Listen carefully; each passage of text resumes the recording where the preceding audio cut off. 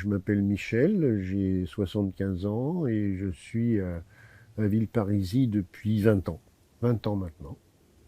Le patrimoine de Villeparisis est très déséquilibré au fond, parce qu'il y a un grand monument qui est l'église Notre-Dame de la Paix, et dont je pense personnellement qu'il a une valeur inestimable et méconnue comme témoin de l'architecture sacrée de la première moitié du XXe siècle.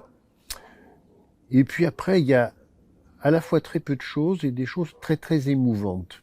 Villeparisis, c'est une ville qui a commencé à s'étendre à la fin des années 20 et qui a été étendue par des ouvriers parisiens qui avaient un peu d'argent, mais pas tant que ça, et qui ont fait comme ils pouvaient des petites maisons avec chacun essayant d'y mettre un petit peu sa patte personnelle.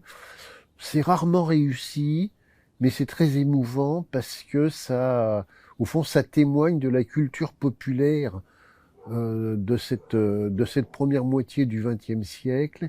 Et il y a plein de petits trésors à voir.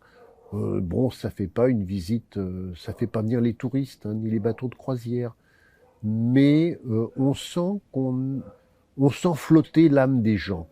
Et ça, c'est très très précieux.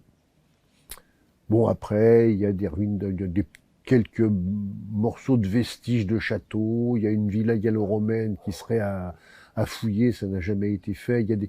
Mais c'est pas ça l'important. L'important, c'est que Villeparisis, c'est une ville où on peut se promener.